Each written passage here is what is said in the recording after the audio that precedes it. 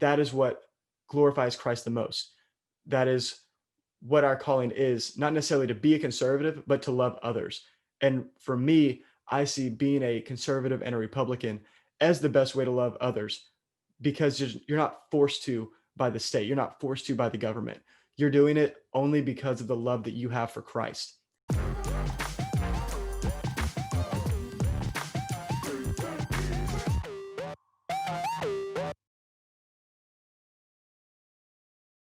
Hey friends, and welcome back to another episode of Called and Unqualified, a Create Worship Inspire video series. My name is Brenna, and I'm unqualified to be a spiritual or political expert of any kind, but I am a Christian who cares about justice and people who are hurting, and I'm still unqualified. But today we have a very special guest. We have Trey Cole from the Trey Cole Show. And Trey, do you want to introduce yourself? Yeah, I'm Trey. I am a senior at Texas A&M. I hope to run for Congress after I graduate law school. And more than anything, I want to see people come to know Christ. And I see that politics is a great way to impact people for the Lord. Oh my gosh, I'm so excited that because I know so many people that are in that boat, but I feel like especially right now while everything is becoming so polarized, it's almost like politics are becoming more of an idol. And so it's just so cool to see influencers and leaders like you that are just being used by Jesus to just be a light. So thank you for all that you do for our community. Yeah, I'm looking forward to helping people. And that's one thing that I want to do. I want to help people no matter who they are or where they are in life. I want people to see that I love them because Christ loved me first. And so, do you want to share a little bit about your personal spiritual testimony and then kind of your political journey to how you got here? Yeah. So I grew up in a Christian home. I'm from College Station, Texas.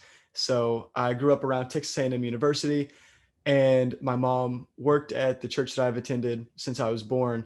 Since I was born, and so I I grew up in that church. I grew up knowing all the church answers and saying Jesus was the answer to everything. But I really made my faith my own whenever my one of my best friends died in eighth grade in a four-wheeler accident. And in that moment, I was faced with a decision to either put my trust in God and trust that God was going to see me through that and that he had a plan and a purpose for allowing that to happen, or choose to not trust God and to blame God and to be angry at God and resent God. And so I chose to trust God through that. And that's when I really made my faith my own. That's when I began to read the Bible for myself and pursue him and really begin to have a relationship with just him and I instead of having a relationship with him through my mom. And so that was a really big moment in my life. And then I was tested throughout high school with my basketball career. My coach didn't like that I put my faith above basketball, and he would constantly tell me that it was that my church crap was for the summer, and that during from November to February was basketball season, and that if I wanted to put my church crap and my faith above basketball, then I didn't need to be in his program. And so I basically rode the bench for 2.5 years and did not go in. He would skip over my stats in practice and in scouting reports, things like that.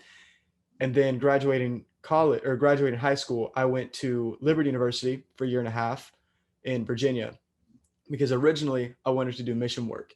And so I went to Liberty.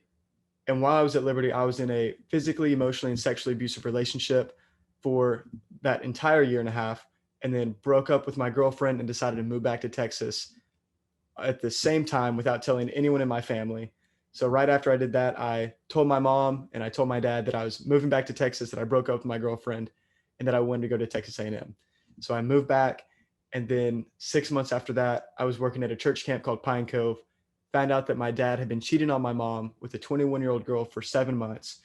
So spent every weekend that I had off at Pine Cove with my family, either confronting my dad and telling him that I didn't care if he had a relationship with me or my mom or my sister ever again. The one thing that I cared about was that he had a relationship with Christ. And so far, a year and a half after that, it still has not happened. My dad still has not repented from that or turned to God in any way, really. So I'm still prayerful of that.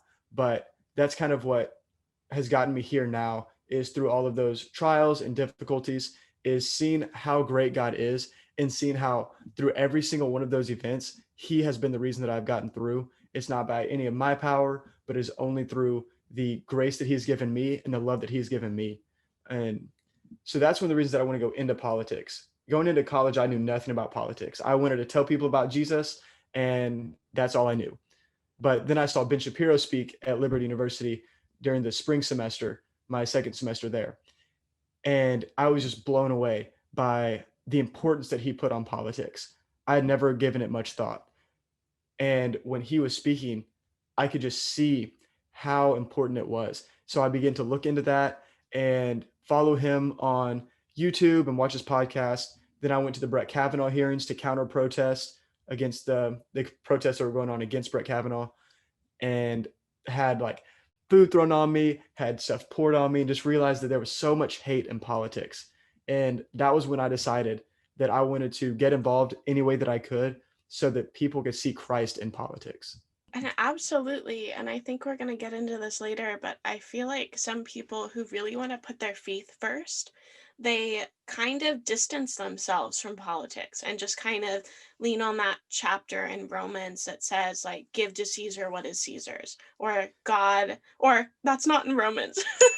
the the passage in Romans about that God puts our government leaders in Mhm. power for a reason. And so it's almost like a pacifist way of having a relationship with politics and just Yeah. being very passive.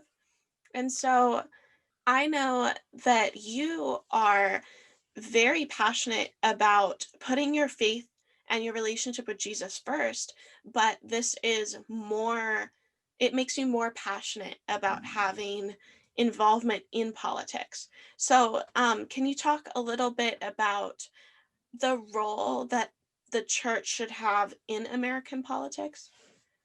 Yeah. So I believe that Christians have a calling to impact their culture.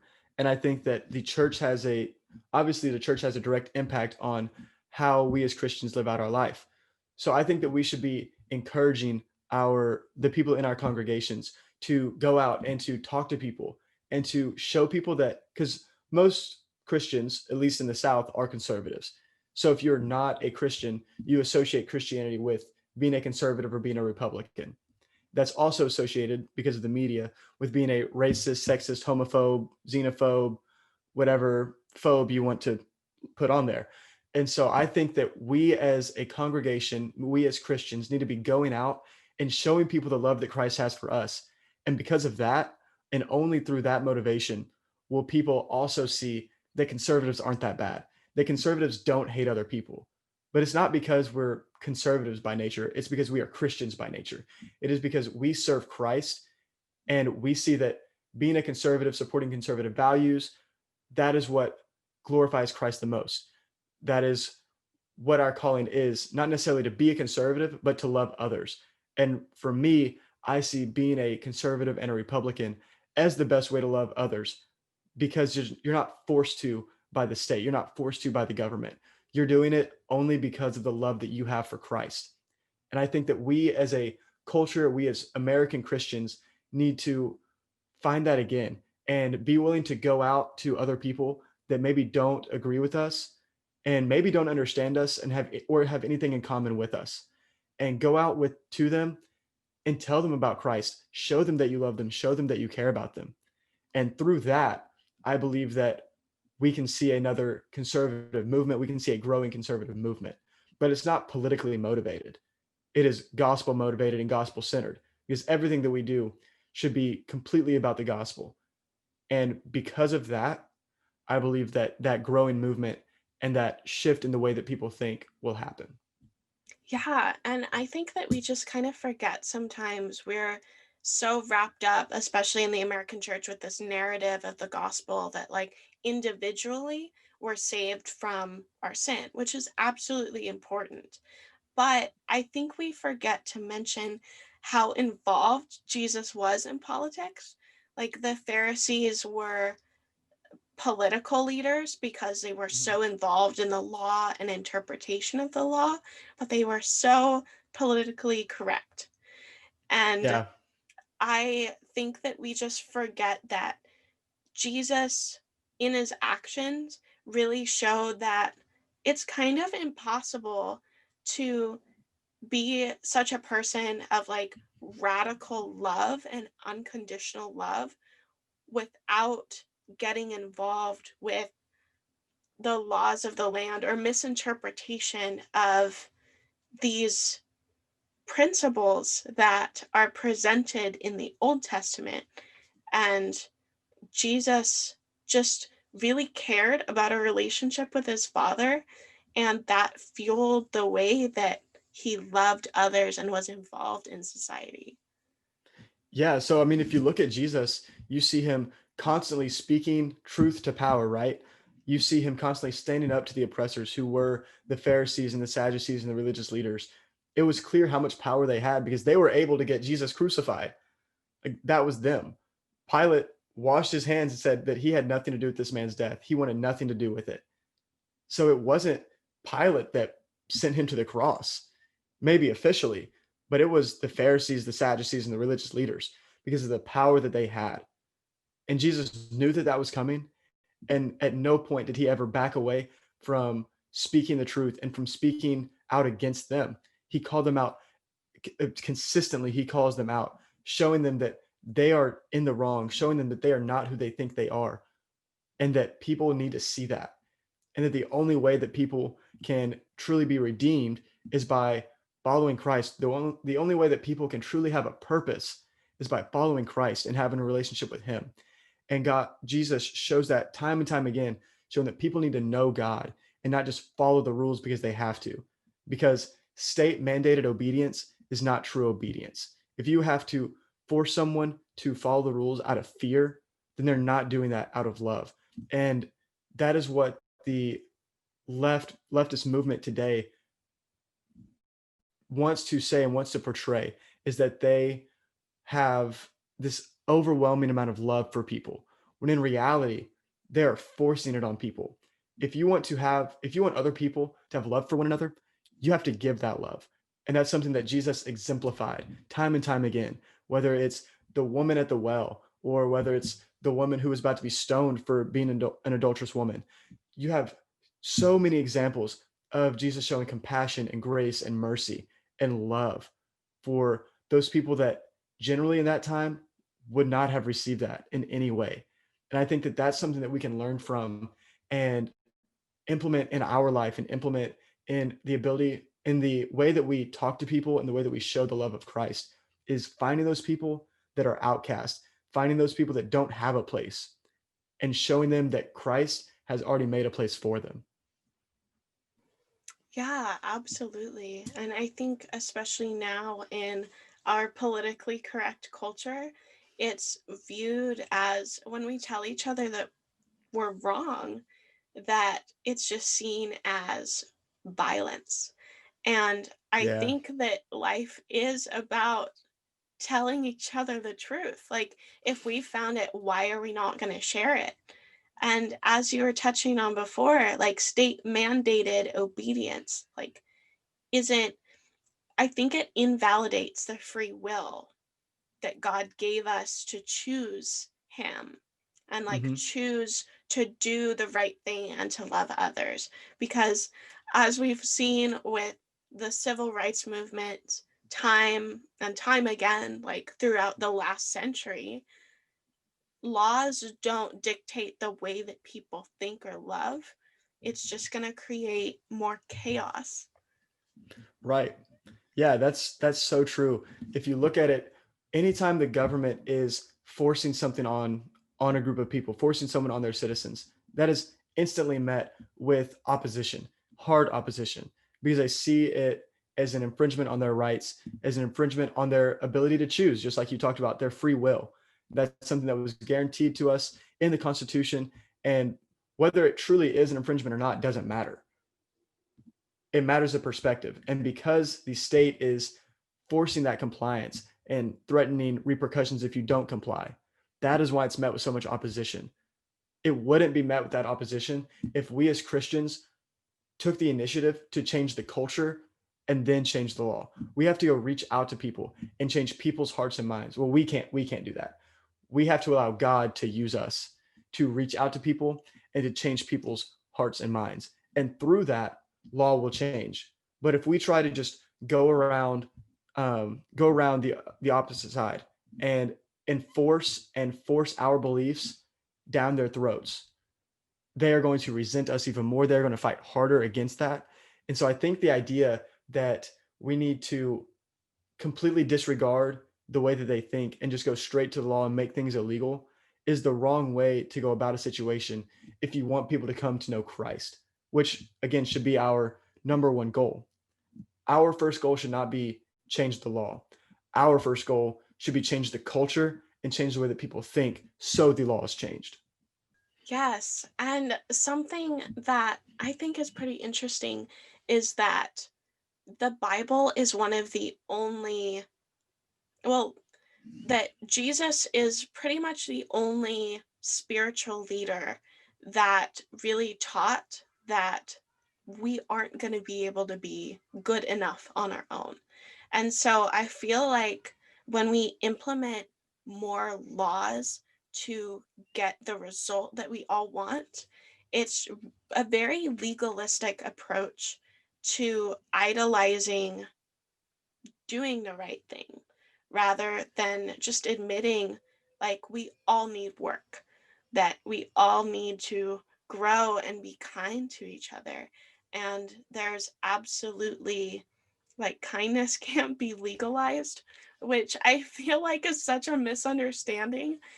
And yeah, do you have any thoughts about that? Well, going back to what you said about the law and how we just want to kind of meet that standard, the law in the Old Testament was given so that Israel could see their need for God. God did not expect Israel to live up to the law and to follow it. He knew it was impossible. And he showed them through that their need for Christ, for a savior. And that's the same way with us. We cannot just follow every law. The only way that we can truly be obedient is through love, because that's what motivates us as humans. We're not motivated by um hmm, how do I want to say this? We are not motivated by the state enforcing things upon us. We're motivated by the love that we have for others. And that's the same way with the Old Testament. It is very clear to the Israelites that they cannot follow the law and that they need a savior. And that is the point of the law in the Old Testament, is again showing them that they need Christ. That's the same way with us. We need Christ, and the other people in America, the other people in the world need Christ. And that should, again, be our top priority at all times, is telling people about who Christ is and what he's done. And again, through that, through their realization of that, and through the Lord revealing that to them through us, then the laws change. Then we follow the laws. Then they follow the laws because of the love that they have for Christ. Yeah, and I would totally agree with that because I think the more the more rules that we make, the more we're shown like how much we fall short. And I think especially for people that are new to faith, there's this misunderstanding that like the Jews were the chosen ones. So they are the example of what you should be. But like I would argue that most of the Old Testament is just how much the Jews screwed up. Like it Yeah. really shows human nature and that we just need saving, and it really is a precursor of like one day this brokenness is going to be all over with. Mm-hmm. And if you look at it, like, Israel is a great example of what we are in our everyday lives. Israel goes from following God to being complacent and falling from God. And then from that complacency, they turn to sin. God turns from God disciplines them for their sin. And generally it's him taking them out of exile after he's disciplined them. So they're following God. He takes them out of exile. They become complacent. They get into a war. They become disobedient. They are then in exile or enslaved. And then God redeems them and he takes them out of that slavery and he forgives them. And then it's just a perpetual cycle. And that's us today. We have times where we are pursuing God well, where we are on fire for the Lord, and then we become complacent. And that complacency leads us to not pursuing God. It leads us to being disobedient, to sin, to being sinful. And out of that sin, God disciplines us because he loves us and he brings us back out of that and he redeems us. But then we become complacent again. And it's just a never ending cycle of just complacency to sin to redemption to complacency. And Israel is a great example of that throughout the Old Testament. We literally are Israel. That is who we are. That is our life from beginning to end is just a perpetual cycle of turning to God and turning from God and God turning us back to him. And so how great is it to know that in the Old Testament, through all of Israel's mistakes, there's no point in time where God turns his back on them and says, never mind, I don't want you anymore. Instead, he sends the Savior, he sends Jesus to redeem them for good, for eternity, so that they don't have to make these sacrifices anymore, so they don't have to worry about where their eternity lies. And what a blessing is that to us? And what does that say about how much God loves us for him to send Jesus to die on the cross for us when we are just in this constant cycle of not pursuing him and having to be turned back to him? I think that speaks to the fact that God does love us as much as he says he does. And that should encourage us and that should motivate us to go and tell others about who he is and what he's done for us. Yeah, and I definitely think that that is like unconditional love, like the love of a father. And just no matter how much we're going to mess up, like he's always there. And he is there for, I think, one of the most heartbreaking issues that you were kind of touching on earlier is just American culture's attack on the family unit. And that the amazing part that there are strong men that come from families that were not fortunate enough to have like a strong father figure. Like to me that is absolutely incredible. Like, and just the way that God loves us and is never going to be gone. So, I don't know if you had something to add to that, but I mean, I can add to that if you want to put it in there. sure. Yeah. Um, yeah. So in life, in our broken world, people make mistakes. Men make mistakes, and especially in the American culture today, men have taken a back seat to their role as spiritual leader, and that was evident in my family's life. Throughout my life, honestly, my dad has never been the spiritual leader of my family. That has always been my mom, and it is just a testament to the fact that God is not boxed in and he is not contained by our mistakes. He still uses those failures to show, he's shown me what not to do. He's shown me that I need to be the spiritual leader in my house so that I can lead my family. And so God uses those just like he uses Israel's failings and Israel's sins to glorify his name. We are called to boast in our weakness. We are called to glorify him with everything that we have and learn from those who don't do that. Learn from those who make those mistakes so that we don't have to make those mistakes as well. We can learn from them and glorify God by not doing that. And I think that for me, that was a really big thing is God is never going to fail me. God has put people in my life that I can look up to that I can want to be like. And I talk about that in my most recent podcast. I talk about the heroes in my life and my mom being one of them and just how much of a leader she has been throughout my life. So yeah, the men in America on a large scale do not follow God and do not provide the spiritual leadership that they are called to do, but that doesn't stop God from showing us, from leading us, and from loving us and saving us. And I think that just again speaks more to who God is and his power. That even though something is meant to be one way, when we fail, it doesn't stop him. He can overcome that and he still is able to be sovereign over that and perform his will. And I think that's an incredible thing that we can look at and be grateful for because it's all about our perspective. We can say, I can sit here and say, yeah, I didn't grow up with the right spiritual leader because it wasn't my dad like it should have been.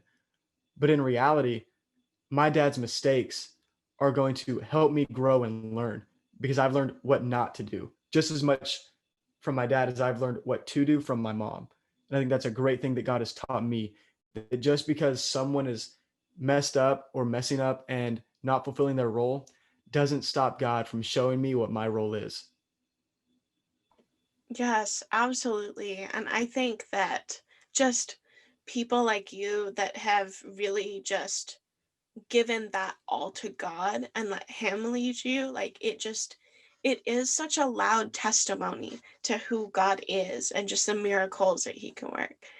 And this is going to be a little bit of a change of subject, so I apologize. But what would you say to Christians that don't want to vote for a politician at all because there isn't a politician that they feel like represents biblical values or the character is less than stellar? Well, I think that if you don't want to vote for a specific candidate because of that, you're just never going to be able to vote in general, specifically for a presidential election, because I have not seen many presidential candidates in my lifetime, which it's been pretty short. I haven't seen many presidential candidates at all, but I have not seen really any presidential candidates that exemplify what it means to live for Christ consistently. And that is because we do live in a broken world of sinful people. And so when we look at our politics in America, we can't vote based on personality. We have to vote based on policy, the policy that is going to further the kingdom of Christ the most. So if there are um, two people running for president, and one wants to censor free speech, they want to make it illegal to talk about Jesus, and they don't live for God. The other one doesn't want to do that. They don't want it to make it illegal to talk about Jesus, but they also don't live for God. And they are openly atheists. You have a role as a Christian to protect your right to tell others about Christ and to vote for that person who is going to stand up for Christ, even if he doesn't agree with him, even if he doesn't follow Christ. And I think that's one big thing for me with President Trump. I voted for President Trump, but I don't know if I would say he is a Christian. I don't know his heart, and I've heard stories about how he has changed over the past few years, and I think that that's been evident that he has changed a lot, but he does not exemplify what it means to live for Christ by any means. Does that mean that I shouldn't vote for him or Joe Biden because of that? Absolutely not, because if Joe Biden is elected and if he is confirmed to be the presidential elect, whatever is happening right now, because I think we're all confused. But if he is chosen to be the president elect and then eventually the president, the laws that he wants to implement are much more detrimental to the foundation of America, to the rights of Christians, to the ability of Christians to live the way that they want to, than it would be if President Trump was elected for a second term. And people say that the political discourse is just so bad now because of President Trump and it's been broken. Well, if it's already broken, I promise you, Joe Biden isn't going to fix it. And when Joe Biden resigns, because Kamala Harris will be coming into office, I promise, when Kamala Harris comes into office, it will not get any better. So if it's already broken, if President Trump has already broken the political system and already broken political discussion, why not vote for him now? It's already been done. There's no more harm that's going to happen. And so I think that whenever I look at a presidential candidate or just any candidate in general, I would like them to represent Christ well, and that would be ideal. But at the same time, God constantly uses people who do not pursue Christ. He uses Egypt when he takes the Israelites out of Egypt. He uses Pharaoh to glorify himself. He uses Pharaoh's hardened heart to bring glory to his name, to show his power. And I think that's something that we need to be reminded of as Americans, as Christians, that just because someone doesn't pursue God doesn't mean God cannot use them to glorify himself. So I think that we do have a role as Christians and as Americans and to vote for the candidate that is going to stand up for Christ the most, even if they don't pursue Christ well. Yeah, I would absolutely agree. And I think we're in this unique situation because a lot of the political verses and situations that we see in the New Testament with Jesus deals with empires. And then even in early Christianity, after the fall of the Roman Empire, it was monarchies. And the Christians didn't really have a huge say in who was their leader. So I think we are in this very unique situation where we do get a say and we do get to choose. But I think that that is discernment. Like if we are blessed enough to get a choice, then absolutely, we should vote for the person who is going to most represent biblical values. Because I don't know about you, but like for me, I think it's more about the values that make the policies than the policies that make the party that are kind of Right. like more important. But it does take discernment. And I think this was something else that you wanted to talk about, but even if we vote for the person that we believe best represents biblical values, even if they aren't a believer or Jesus follower, how do you think we should react in the situation if we've participated in politics to try to get the leaders that we want, but they don't end up getting voted into office? Well, for one, I think that First Peter 2:13 talks about it and puts it in a great way, talking about how we are supposed to honor our government, no matter who that is. In the time when Peter is writing this letter, he is writing to the church that is about to endure extreme persecution. And he's saying that even through this persecution, you are called to honor the government. And in the end, it says honor the emperor, who is about to literally set them on fire. So I think for us, if we are called racist, sexist, homophobic, whatever you want to be called, I think that's nothing compared to what the Christians in Rome went through when they were still honoring their government. And I think that that is a perspective that we need to have, that no matter what happens, we are going to use our situation to glorify Christ. And I think that when our preferred candidate isn't elected, again, the way to fix that is not to throw a tantrum or disregard it or say that it's not a true election. The way that you change that is by changing the hearts and minds of people. So you need to go out and you need to find people that don't agree with you, that think all of these false things about you, and you need to show them that you love them, even though the world says that you hate them, even though the media says that you hate them.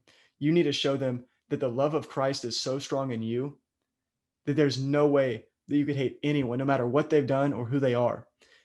And you need to show them that love and tell them about what Christ has done for them. Because whether they vote Democrat or Republican is irrelevant to their eternity. And we need to realize that people that vote Democrat need Jesus just as much as the people that need Jesus that vote Republican. And the people that vote Democrat deserve Jesus just as much as the people that vote Republican, which is they don't. None of us deserve to know Jesus, but we have that opportunity because of what Jesus has done for us. And so how selfish of us is it for us to completely disregard and hate the other side, whether you're a Democrat or Republican? When at the end of the day, our calling as Christians isn't to vote a certain way. Our calling as Christians is to glorify God, to pursue God, and tell others about what He has done for us on the cross. Yes. And also for any of us that have not always had conservative views, like just have interpreted biblical passages in different ways, um, the way they manifest into policies for a country, like that can be someone else too. Like everybody's political journey is different. Maybe they haven't heard something explained in the right way. And the more that we just stop loving each other, treating each other with respect, or even just having conversation, the more these problems are going to really be more of an issue. Like it's going to become more polarized and it's not going to be unified. Like I feel like unity, especially for the people that are passive when it comes to politics, has become such an idol. about kind of being able to compromise certain things to just have peace or unity. But also, there are ways of talking about truth in this, like you were saying, loving, respectful ways, because that ultimately is our job, is to love Jesus so much that we love others. Yeah. And I don't think that, like you were talking about unity and coming together, I don't think that's going to happen through a politician. That's not going to happen through voting for a candidate. And I've said this a couple times now, but it's going to happen through showing people your love for them. And that's one of the reasons that I want to run for Congress, because I don't want to be a politician. I want to be a Christian who is in Congress, who is affecting law, and who is reaching out to people who maybe don't agree with me. I see Congress as an incredible opportunity to reach people for Christ, because I'll be surrounded by people that do not agree with me and hate everything that I stand for. What better situation is there for me to rise above and to show the love of Christ as people literally are disgusted by everything that I stand for? That is something that I think is invaluable, is putting yourself in situations where you have the opportunity to respond in a way that people wouldn't expect, in a way that people don't foresee and are caught off guard by, and that makes them ask questions. And so a politician is not going to bring the country together. The only thing that can bring the country together is Jesus, and is Christians embracing their role and becoming serious about their faith and pursuing God and prayerfully going out to people and allowing God to use them so that others can seek God as well. And absolutely, we will for sure be praying for you because we need more people like that in office. Like, policies are important, but like, it is so true that like actions speak so much louder than words.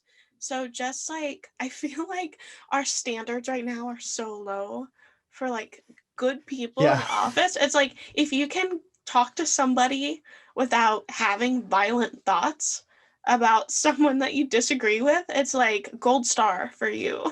right. So, How sad is yeah, that? I know. And just like having someone, like, I really feel like this is a goal for so many of us that we just forget about. But like, we're so focused on where God is going to put us personally. But like, ultimately, we have the freedom more than ever to choose what we want to go into. And whether you've heard from God, if that's your calling or not, it ultimately is about just loving and really being the hands and feet of Jesus wherever we are. And so, thank you, Trey, for your calling, because I absolutely don't envy where you're going to be. But I'm so grateful that God has called people like you into um, such a great way for Him to just be glorified, because we absolutely need that. Yeah, we definitely do. And I've talked to some of my friends who also plan on running for Congress in Texas, who exemplify Christ. And so I am so excited to get in there and come in on the first day with a group of guys that are going to stand up for what we believe in and pursue Christ and stand up for the gospel. And this is just a side note, but like, I'm just excited to have some strong men in office, because I think strong women are important, but like, we need co-leaders. Like, we truly cannot do it on our own, because men and women have different strengths, and that's such a politically charged statement, but we do. Which is weird And because it shouldn't be. I know, it's just like the way that we're wired is we have different strengths and we have different weaknesses. And so I feel like with this focus of diversity in politics, it's almost taken away the diversity, because if you have so much of one group, then it's not a mixed group anymore. And so Right. we need some strong men in office that, and I feel like when we say strong man, it doesn't mean someone that's going to like come in guns blazing, tell everyone to be quiet. It's strong men that can listen and represent Jesus and treat women with respect, but also disagree. because we don't have it all right all of the time. So, yeah. Right. And I think Yeah. that's one thing that we as Americans need to learn how to do is learn how to listen. We so often are not actively listening. We are waiting for the other person to get done talking so that we can say what we want to say and we can get our thoughts in and our 2 cents in. And that is not productive. The only way to really truly govern is by actively listening and by trying to put yourself in other people's shoes and understand where they come from. And Dan Crenshaw talks a little bit about that in his book Fortitude. He talks about in the first chapter the perspective, and he sees the Afghan people and just the life that they live and how hard it is, and he's able to put himself in their shoes and understand that. And he talks about how he doesn't have the hardest life there. Yeah, he lost his eye, he lost his sight, but there are other soldiers who lost their lives, and there are Afghans who have been suffering through years of war-torn countries, war in their country. And I think that that's something that we need to be able to do is actively listen and put ourselves in other people's shoes and learn about what they've gone through and why they are and why they think the way that they think. And I think that that is such a huge part of love and compassion and empathy, is because we can so easily judge how we think someone feels, but actually getting to know them is hearing. And I think Right. that we see that in prayer too. Like, God wants a relationship with us, and He is omniscient and omnipresent, and He's all knowing. So He's everywhere and He's all knowing, but He wants us to speak to Him and have that Right. relationship with Him. And so we as humans, like, absolutely are not mind readers, and we don't actually know how other people are feeling, but like we can guess. But the closest thing is like having a close relationship with people is really just like you were saying, is actively listening to what their experiences are. Yeah, I think that that's something that we as Americans, we as Christians specifically, need to learn how to do is listen to other people and empathize with them and reach out to them in that way because that is the best way to reach people. If people realize and can feel that you care, they're going to be much more inclined to listen to you and to hear you out and hear what you have to say. Yes, absolutely. And I think that that's where the political divide happens. I think there's kind of this misunderstanding, especially of young conservatives, that we really just genuinely want to have conversation. Like, I don't know about you, but like, I personally used to believe that some leftist policies were good. And then I actually heard about other people's experiences, people from Venezuela and Cuba and a bunch of different socialist refugees who were like, please don't do this here. And it Mhm. totally changed my view. And I think that it's like if our minds have changed by listening, we want to do the same thing and hear where other people are coming from. We really just want to have conversation and relationship. Right, exactly. Mhm. And that should be our main goal is that relationship so that we can tell others about Christ. And through that, through our relationship with Christ and through telling others about Christ, again, I do believe that people will come to the conservative movement because they will see what we have. They will see that we do love each other. And I feel like the left's movement is fueled by hate, whereas the conservative movement needs to be fueled by love. And I think that that's a really good point because most of the time I cannot talk about politics without talking about Jesus. And I used to see that as a problem, especially for people that aren't Jesus followers yet. But it is so important. Like, that is a goal, is like politics are a bonus, but like the ultimate goal is to just bring more people to Jesus. I saw this quote somewhere and I don't know whose it is, and I think I've said it on another podcast before, but I saw someone say make heaven crowded, and like that is my favorite because I'm an extrovert and I love people. So just the idea of being surrounded by a bunch of different people just makes me so excited. Yeah. And I think that should be the goal is to have as many people in heaven as we can possibly get.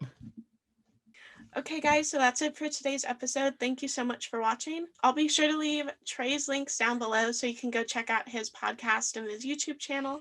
And you can find all of these episodes and podcast episodes on createworshipinspire.com. And you can even find the link to our Patreon page. And merch is now available for order, so go over to createworshipinspire.com to place your order. Please be sure to comment down below with any other suggestions that you have for future videos. And also, please be sure to like this video, share with a friend, and subscribe if you haven't already. Please be sure to follow the Create Worship Inspire Instagram, Facebook, and Twitter pages for more updates. See you next time.